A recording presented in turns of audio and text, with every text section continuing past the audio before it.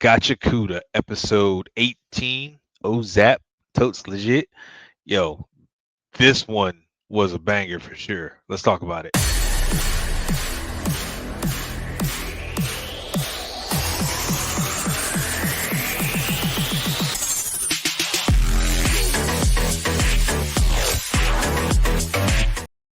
Welcome back, E-Variant. So, Gachiakuta, episode 18. This one is a banger for sure, and for several reasons. We'll get to that in a minute, but this one kicks off with Jabber still ready to, you know, take Zonka and go do whatever he's trying to do with him. Like, hey, I'm gonna capture you, set you up, take you back to the boss, whatever. Zonka's excited. Well, Jabber's excited to get his reward. I'm excited for this episode. Jabber's excited to get his reward because he has defeated Zonka. With that being said, as he's leaving, we cut to Guida Hobby, who is shown still staring down the core thing or whatever that is with the hands and stuff that were still attached. And we end up hitting the intro. As we come back from the intro, you literally have Jabber, who is like legs up in the air, just like that high jumping, freaking like I'm excited, and he gets shot through the leg, and we're like, hold up, what happened? Straight through the leg, just around the kneecap area. And I was just like, holy crap, what's going on now? So he ends up collapsing, and then we cut back to the real fight that's been that's getting ready to start with Engine, because again, we love Engine. We want to see where Engine goes with it. And he's sitting there talking to Fu. And Fu does not want to fight unless Engine attacks first. And they end up hearing the gunshot. Like they hear it go off and they're like, what's going on? And that's where Fu's like, I need to get this going, but I would love if you hit me first so that we can get started with the fight. And he's just super hesitant. So that makes me wonder about him. Like, why are you so hesitant? Like, are you afraid of your power, your ability? Are you just scared to get into the fight? You don't want to get into the fight? Like, what is going on? So this one's got me really curious about how he's going to respond.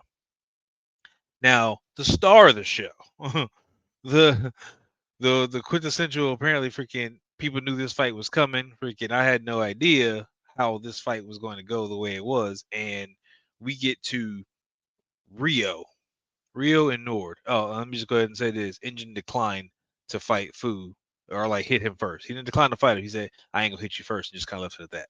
But anyway, Riyo and Noorde, they are still facing off, and Riyo has been using wind pretty much to kind of dissipate the electricity that's been coming so that she can survive, not getting hit by the strikes. And while she's been deflecting, she ends up, basically ducking and dodging and trying to figure out what she can do to deal with the electricity. And that's when we find out that, all right, she's got a time limit on her electricity. So I guess she can comb her hair out to a certain amount and it'll, I guess, charge up, store up the electricity for X amount of time and then discharge it. Now we find out that Nord can discharge the electricity herself if she so chooses, but it's got a time limit if she doesn't. So after peeping all this out, we see Riyo end up coming in with an attack from above, trying to freaking take Nord out, but she misses and ends up catching something right in the like stomach, solar plexus area, right here in the torso. Catches a mean freaking elbow, which has Riyo coughing up blood. And Rio is like, "Oh man, like you are like for real, legit." But um, we gotta we gotta get this freaking solved because I gotta find the team. Like she is focused on finding the team. So after that setup, and she coughs up the blood, and they discuss more about the time limit. Nord calls out Rio's use of her weapon, saying like, that weapon's not really good for you because you can't, it doesn't fit your movement. So Rio's like, oh really? All right, cool. Shrinks her scissors back down, puts them away, and says, let's go. And they start throwing hands. And I'm talking about viciously throwing hands. Like they are scrapping. Like this has been one of the best fight scenes I've seen in the show. We've had some pretty good ones. Like this one right here takes the freaking cake. Like they are going at it. Freaking solid freaking strikes.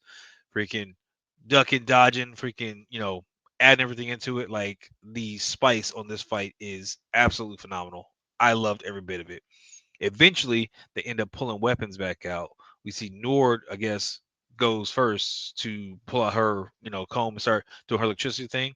Rio uses her scissors to block. And during the course of this fight, we end up seeing Rio get disarmed. So her scissors are knocked off to the side. So Rio she's tore up. She's not like down and out, but she's tore up. Like, is what it is.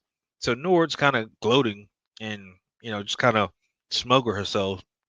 And then out of nowhere, like RKO out of nowhere, we see Rio pull a pistol and fire 2 shots at Nord. Like straight up, just like, yo, you finna catch these. You can't you can catch these hands, now you finna catch these bullets. So like that. And I was stunned. Like I didn't know how to respond, how to react to this. Cause it was like I was not expecting this in the slightest. Like I got the scissors, the samurai vibes from her with her earlier outfit from when they showed a cutscene. Um, I was not expecting her to pull pull this out and just start blasting. So with that being said, we see Nora drop and she's stunned. She doesn't know what to do. And that's when Rio walks up to her and says that Engine said that she can't kill anyone anymore. All right. She's not allowed to. And she will not stain her scissors with blood ever again. It's like, hold up. So Engine is keeping her from taking anyone else out.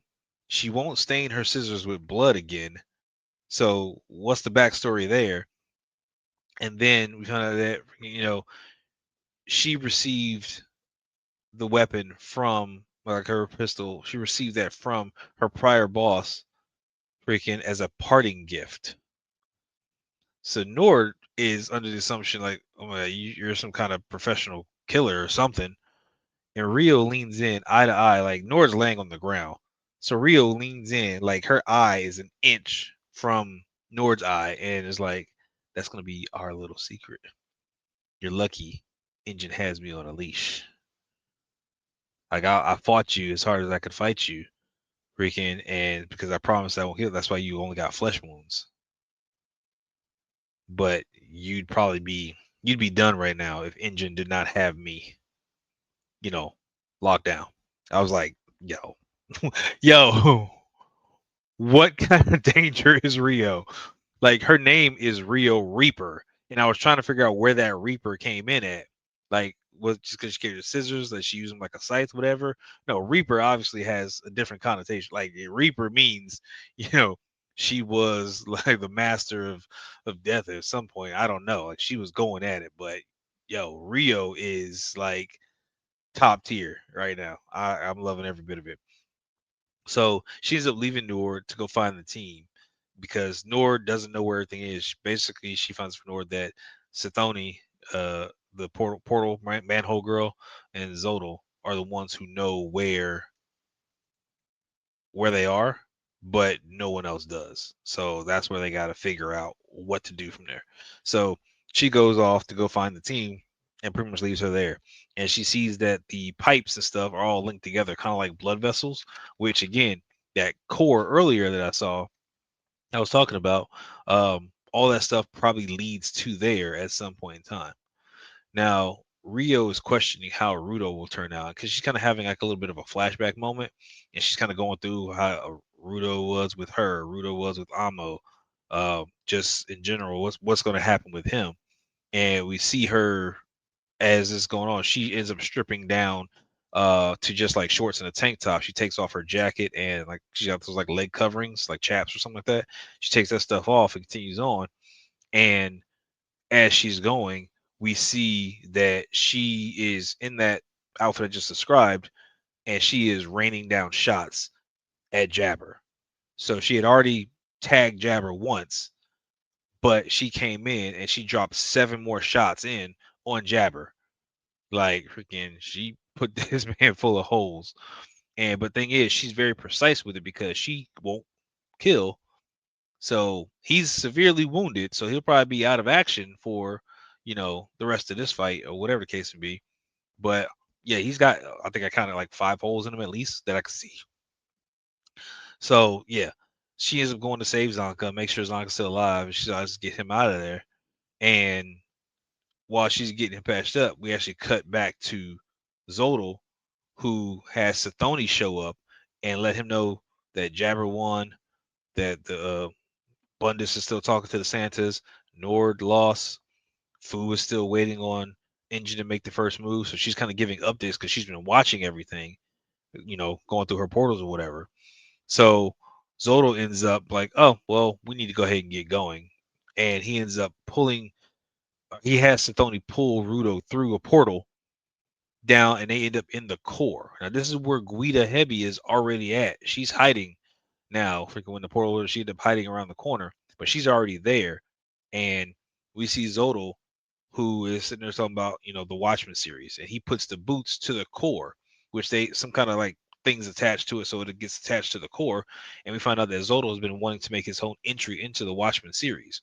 He talks about the gloves, the boots, the coat. They're all part of the Watchmen series, but he wants to make his own stuff for the Watchmen series. I'm not sure exactly what that means or how the Watchmen items were created, so this may give us some insight into the creation of the Watchmen items, how they created, where they came from. I'm thinking that's probably what we get because we got a really good fight scene this episode. I'm thinking next episode we'll probably get some backstory on the Watchmen items, maybe, and they'll kind of explain a few things of where they came from, or how he's trying to create them. I don't know. I'm speculating here. Maybe we'll get some reference, but all in all, this episode was a banger, straight up, no hesitation. Riyo is that one. Like Riyo is not to be messed with.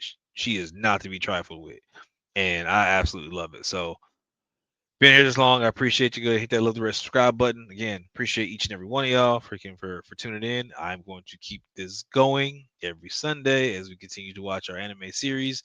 And if you have not checked out already, we are doing recaps on. We're looking at Hazbin Hotel, looking at Fiona and Cake. We got One Punch Man. All right, we still got Tugananki, and My Hero's final season is currently streaming. So make sure that you check all this stuff out if you get the chance. My partner Brent, he's got a lot of this other stuff covered.